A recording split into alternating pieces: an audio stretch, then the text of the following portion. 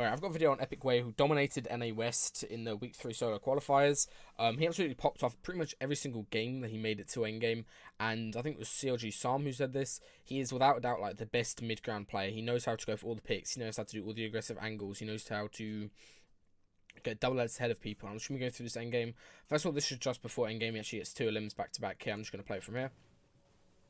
Right now he has some extra mats from farming out, so he's just going to build up and get himself a little high ground position. Somebody comes in trying to get to the old maps. He waits, crouches to make no noise, cone slides as soon as he gets the wall and gets the elim.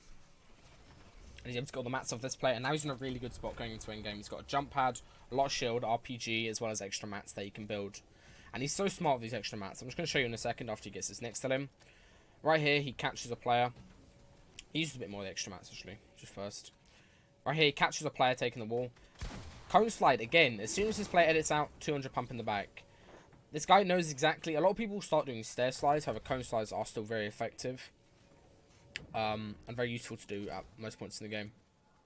I'm going to skip forward and just show how he uses the extra mats. So you can see here, he dumps all the mats at the top, goes back and get them all. Now he's got all the mats up at the top. And as this next circle comes in 10 seconds, he's just holding people right here. As the next circle comes in, it's actually on his side. So you can see here, I realizes, oh, I've got some extra mats. I'm going to build forward. The building forward here, obviously he's just using extra mats. However, because he's going to use his jump pad, it allows him to be the last one in the air with his jump pad. So he's going to land and then see where new zone is, ideally. And he can get a very good glide. So you can see him, goes back, gets all the extra mats. And now he's a lot further. He's almost in... He's gone like a lot towards zone, and he's also in a good position where he can hold people because he's at the front of zone. So you're going to see him here. Stop, turn around, wait for people. Catches on players fighting, shoots an RPG in, and waits. There's a bit of T-sync, obviously. Right there, he gets caught off mainly because he built with wood rather than brick or anything.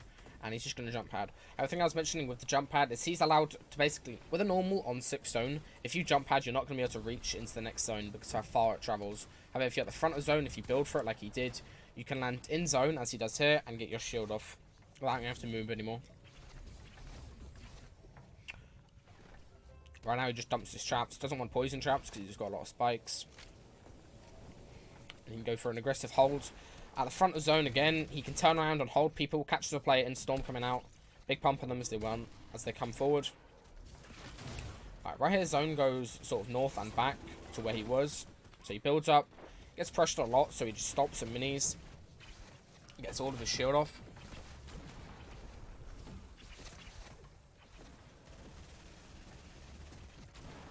Gets in here again. Goes up towards Storm. He wants to get ahead of these people towards these old builds, which is what he does. He spots the opportunity. These 2 players, edge fighting on Storm. One of them went down, one of them stayed up trying to get the trap. He gets the aggressive wall replace and the ramp so the opponent can't block him off, and he's able to get all the mats. Right here, again, building in mid-ground for himself. Gets shot on the side, but usually a lot of people breaking his balls, breaking his build and stuff. So he takes his time to mini. RPG, white tag. Realize he's not be able to get down to the way he got the white tag and go for the kill. So he just builds forward. And again, turning around and holding people who are on edge of zone now that he's gone forward. There's a lot of people down there. And actually, if you look at the map, you can see he's in zone where he is, which is why he stopped building. The zone bounces back towards his favor. So he has a little bit of downtime. Shoots an RPG, gets an elim. Reloads the RPG. Same spot, he still sees people fighting, so he spams the RPG and then gets another elim with the RPG. RPG is so crucial in game to get a lot of elims on low ground, especially if you're on a good spot mid ground, especially in this full health metal that he's built for himself. Alright, right now he begins piling in on this mid ground level. Players on his side. This is such a nice play. I don't really like pause it for a second. I'll go back.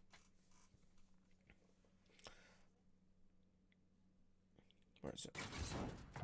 Alright, so as this person's running by, normally if somebody's running along your level, they will put a ramp in front of you, if you know what I mean.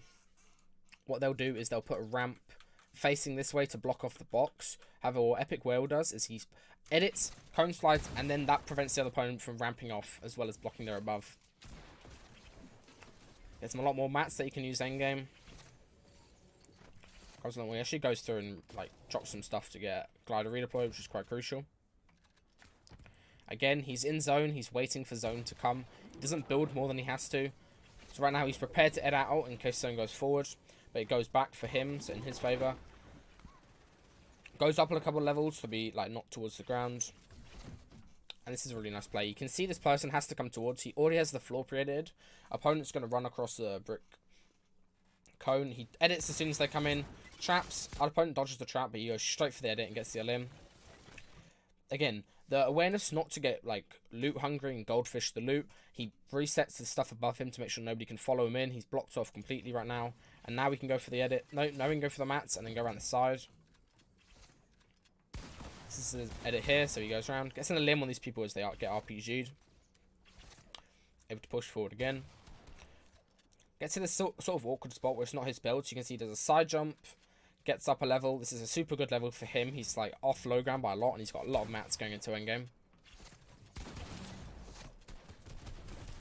Okay. Now you can see him holding. Looking at the edits.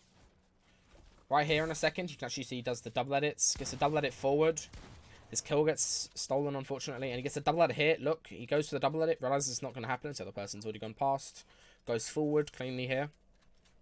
Checking above, below. Having awareness of what is above and below you endgame is very crucial.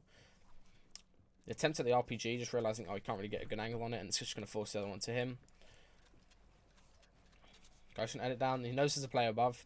The risk of playing mid-ground at these endgame circles is that you're going to get pinched, ideally, because if the guy below you isn't healing, he's going to shoot up, and if the guy above you isn't healing, he's going to shoot down.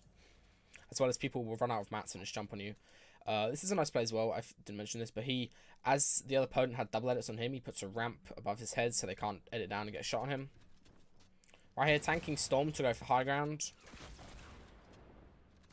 He gets high, stays center circle for as long as he can. Shoots an RPG. It's a bit of desync here, but what he does is he goes into center circle at the very final and then turns around and shoots to go high after he glider redeployed. Super clean game, and he definitely deserved a spot at the World Cup. He played really well these games.